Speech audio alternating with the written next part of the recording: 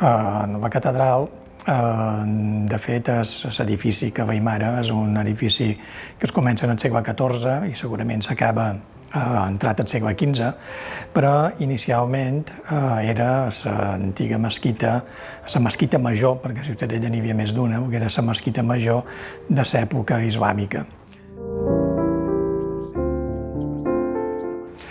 No es va fer en aquell moment l'església que Weimara ni molt manco, sinó que el que era la mesquita va ser consagrada com a església i l'antic edifici de la mesquita va continuar segurament bastantes dècades, bastant de temps, fent les funcions d'església. Quan es decideix fer un temple ja més adequat, d'acord amb el que són els paràmetres de l'estil gòtic, que era el predominant en aquells moments, es va anar enderrocant segurament per sectors la mesquita mentre s'aixecava el temple gòtic actual. El que passa és que sembla que va sobreviure el minaret de la mesquita perquè es va aprofitar com a torre del campanar de l'església. La torre del campanar, ja dic que era l'antic minaret de la mesquita, és una torre quadrada, de base quadrada, que té una peculiaritat, i és que se puja a partir d'una rampa i no d'una escala. Això és un indici que la seva construcció podria ser a començament del segle XIII, ja en època almohade, s'ha suggerit per especialistes en arquitectura àrab. Hi ha una certa llegenda, que és bastant curiosa, que és que el muetzí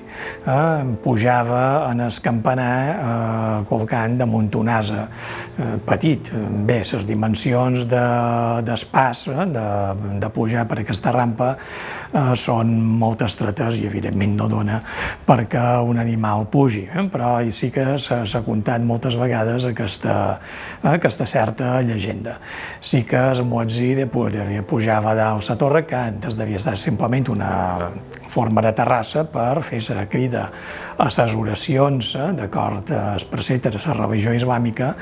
i evidentment la torre ja estava feta quan es decideix fer l'església gòtica i es decideix mantenir-se i només adaptar-se a la part superior per fer les funcions de campanar. Tenim aquí la base de la torre del campanar. Darrere meu hi ha una reixa que quan s'il·lumina, així com ho tenim ara, es pot veure que és la cimentació, i com el nivell original era més avall. De fet, quan es construeix l'església, puja damunt el que era l'antic nivell del que era l'edifici més primitiu de la mesquita. L'accés també en el campanar és per aquí a la part meva posterior. Pujant per la torre, per aquesta rampa, els primers trams, s'arriba primer a el que és la terrassa que corre per damunt les capelles laterals i dona tota la volta a l'església. Es pot córrer tota, després fins i tot a la banda de l'absis, per uns passos que hi ha entre els diferents contraforts. Es pot continuar ascendint, vist que s'arriba a la terrassa superior, i la terrassa superior es veuen perfectament el que són els nervis de les voltes de la nau, i també des d'allà hi ha una vista magnífica, no només damunt Ciutadella, sinó tot el territori circundant. Encara hi ha un tram més del que és el campanar, però ja no és la part aquesta d'època àrab, sinó que és la part ja feta posteriorment. El campanar, essent el punt més elevat de Ciutadella durant la major part de la història de la ciutat, servia antigament també com a torre de vigilància, per la vista magnífica que hi ha damunt tot el territori, i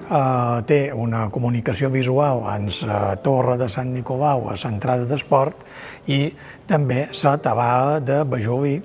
que està a l'extrem nord-occidental de Menorca. Antigament hi havia tota una xarxa de vigilància costanera,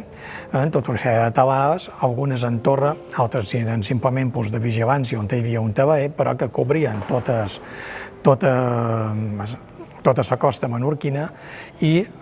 un dels punts que es cobrien també com a vigilància, sobretot entre maig i octubre, que era quan hi havia un perill més acusat de possibles atacs corsaris, també hi havia un talaer a la torre del campanar de Ciutadella.